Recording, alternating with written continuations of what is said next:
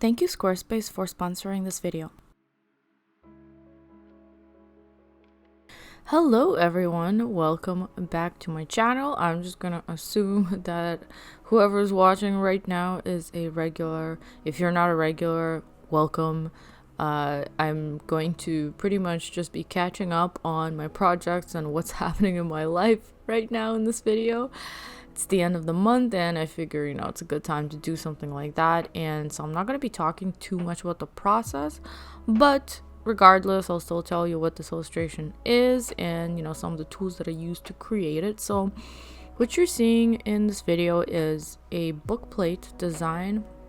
Just in case you don't know what a bookplate is, actually, I don't know the exact definition of a bookplate, but as far as I know, it's just a piece of paper that indicates ownership of a book that you put into one of the front end leaves of a book to put your name on it, or it usually says something like from the library of insert name, and it has a little illustration.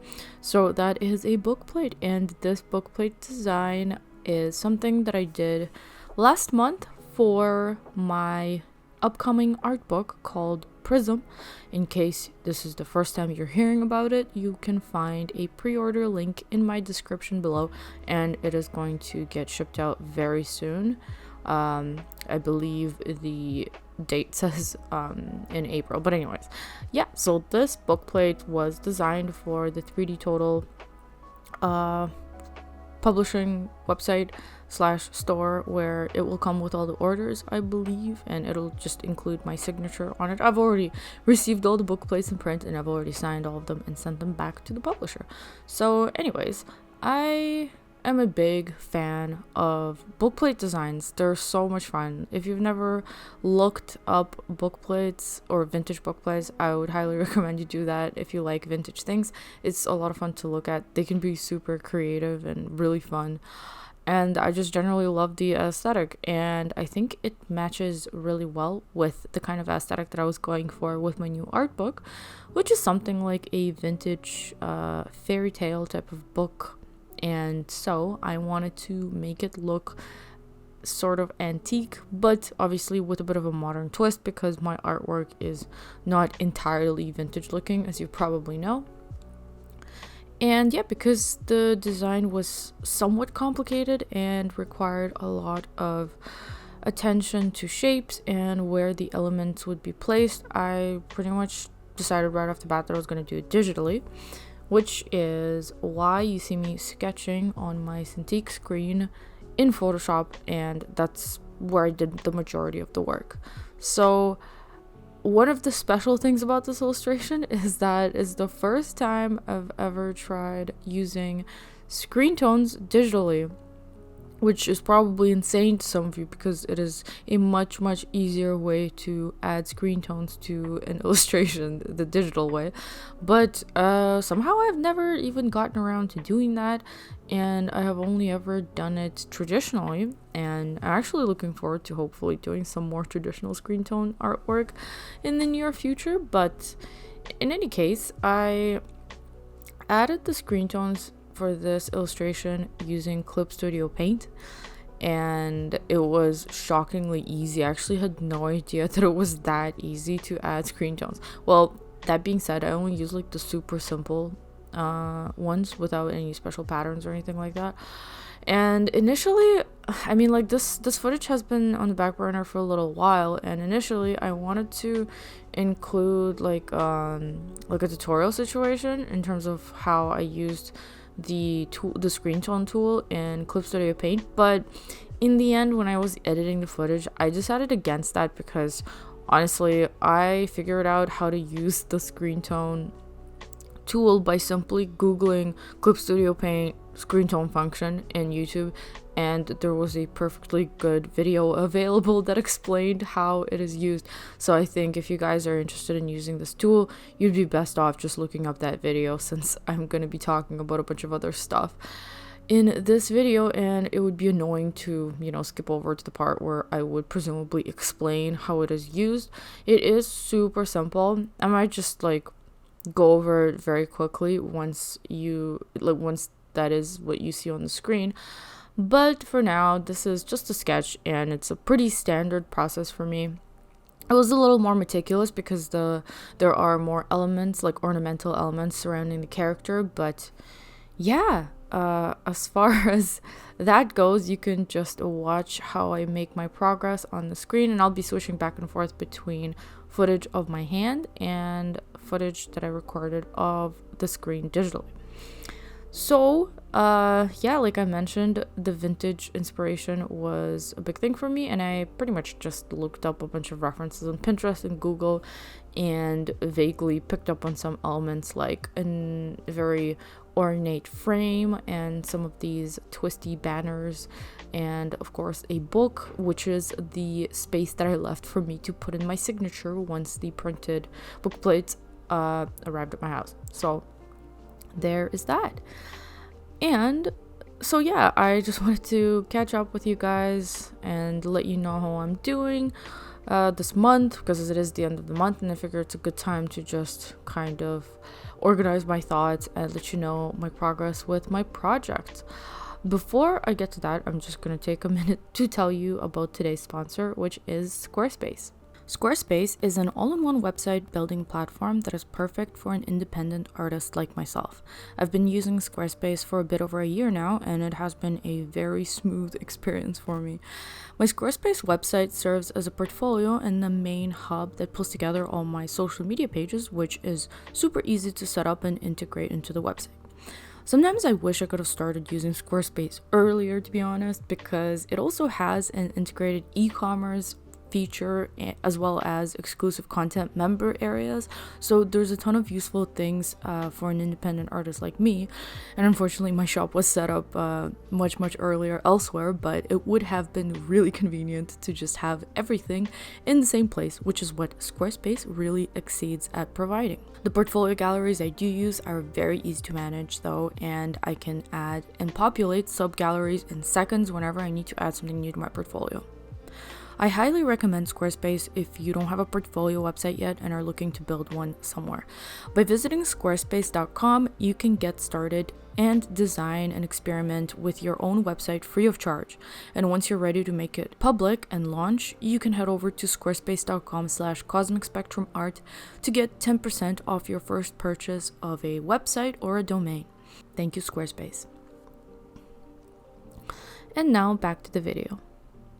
So, as some of you guys may know, I recently had a horrible thing happen where I got this new kitten, and she unfortunately got sick with pneumonia and died shortly after, and I've just had a bit of a hard time bouncing back to work quickly, which was unfortunate because it happened kind of at a very busy time where I had so many things planned and so many things to do that I had to execute like before things got super busy. And on that note, I mean, I've been kind of catching up and I think I'm not in bad shape overall.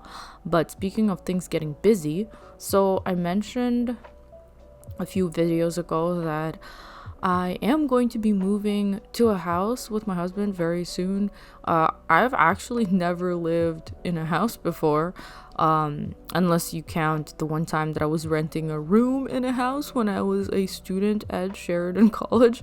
But yeah, this is gonna be my first time living in a house long term, and I'm so extremely excited. And one of the most exciting things, aside from the fact that I love this house and it's just everything turned out really well so far, one of the most exciting things is that I will finally have my own dedicated studio space, like a room that is specifically for my art studio, which is another thing that I've never really had before.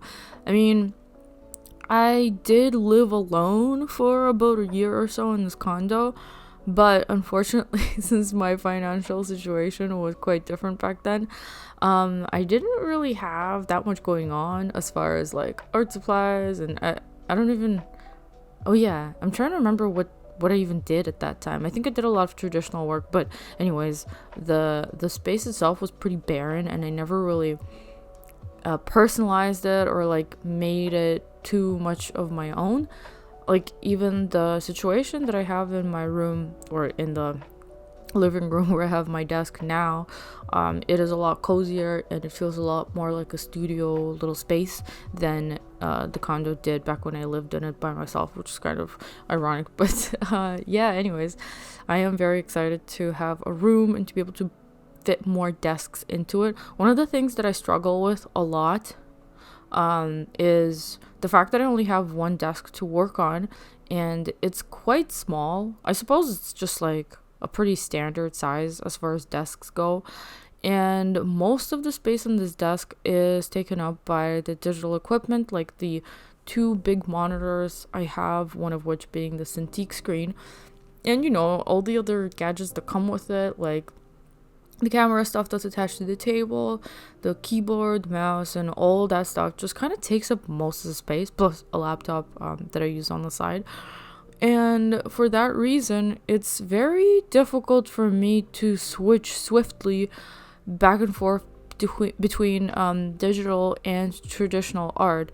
And that's why I tend to kind of go through phases, if you may or may not have noticed. I guess for the majority of what I've been posting on this channel, I suppose it has been traditional for the most part. And that's probably because every time I kind of went off the radar and stopped posting videos for a couple of months, that's probably when I was working on my freelance, like short deadline freelance stuff, and I was mostly just doing digital work, so I couldn't keep up. So it's been kind of like the cycle where I go back and forth between digital and traditional. And I do think that having a second desk will help a lot in that department, where I can just have my traditional stuff laying around set up on the desk that is separate from my digital work setup. I am just so desperate for that type of setup, and I've been like dreaming about it for a really long time. So very excited about that. I haven't even decided which room I'm going to take for my studio yet, but I am planning to do some sort of vlogging situation where I will most likely try to like capture the footage for moving, going through my stuff, like hopefully decluttering, and then getting my new space ready and kind of setting everything up there. I have a lot of ambitious big plans for what I want to do with the space. I really want to kind of take the opportunity to make it unique and to try to inject some sort of dark academia aesthetic vibe into it, because I can finally do that and there's enough space. And one of the things that I want to do is put some sort of Victorian like vintage wallpaper in, but I'm not really sure where to start that exactly. That's definitely something I'm gonna have to look into very shortly. But yeah, like I mentioned, super excited about the new space, and I mentioned the second desk thing and like the struggles between switching back and forth, because lately I have found myself starting to really miss traditional art. It's been a little while since I have done any traditional paintings. I know that not like too long ago I did some sketchbook drawings, just sketchbook pages, and even the more finished ones, like ones that resembled finished illustrations more, that I did in one of my nicer sketchbooks. Those types of drawings still don't quite, like, I wouldn't consider those as actual finished illustrations because they are in a sketchbook, and I have been really missing doing those more finished illustrations. Like, some of my favorites that I've done traditionally have been the series that I did a few years ago for Inktober. That, well, it wasn't for Inktober, it was like it was for my stationery project, from one of my stationery projects, one of the sticker packs. Those take forever, but I have to say they're so worth it, because I myself just adore stickers, and those sticker packs that I made, even though they took months to like create all the artwork that's necessary for the 6 sheets, it was totally worth it because they look great and they turned out exactly how I wanted them to. And so, speaking of those sticker packs, one of the things that I want to do in the near future, once I kind of stabilize my progress on my comic project called Glowing Veil, and these things aren't even necessarily super unrelated either. Like, the sticker projects that I've been doing up until this point, all the sticker packs, they've been named the Traveler, the Scholar, and those are the two that I've completed. And I have more planned. I had more planned from the get-go, and some of the other ones that I'm really looking forward to doing are the astronomer, which should be next on my to-do list, and then the musician, and finally the creator. So I really want to do these things because they are kind of totally interconnected to my story, and they obviously feature the characters from my story that I'm working on. And yeah, I guess you guys will hopefully soon find out what the significance of the titles is. It's all very exciting to me, but I know that at the moment it doesn't make much sense, but I promise that it's not random. Typically, any sort of project that I do on the side that results in some sort of merchandise for my shop, it all ends up being related to my comic. So I'm basically just obsessed with this one thing that I've been working on for years. And yeah, next, like I mentioned, according to my plans, is the astronomer, which is like, I kind of dabbled in that probably last year. I will say I did 2 illustrations of Sweet and Zero. Sweet and Zero are the featured characters of this pack, the astronomer pack, and I've been just super excited to do that specific pack because the color scheme is pretty different from the typical stuff that I do, because the theme is the astronomer. Obviously you'd expect more blues and maybe purples, more like a night sky or galaxy type of vibe, and I love that kind of aesthetic, and haven't done too much art that reflects that, so I'm very much looking forward to coming up with some designs for that, hopefully very soon. And the 2 illustrations that I did of Sweet and Zero as astronomers, I mean, obviously it's just decorative for the most part, but anyways, yeah, I really love how those turned out. Initially they were supposed to be sticker designs, but because I kind of made the illustrations so large, they ended up just super detailed. I don't know, but now that I think about it, I never even tried to make them in sticker size, so maybe they actually would look good, because I don't see why shrinking them down would make them look worse. Anyways, that's something for myself to try out soon. But yeah, aside from being excited to resume that project, I just wanted to give you a very quick update on what's been going on with the development of Gloaming Veil. As some of you guys know, I recently started a Patreon page, which has been super motivating for me, and it's been amazing to have a little community that's growing and becoming more and more active over time on Discord.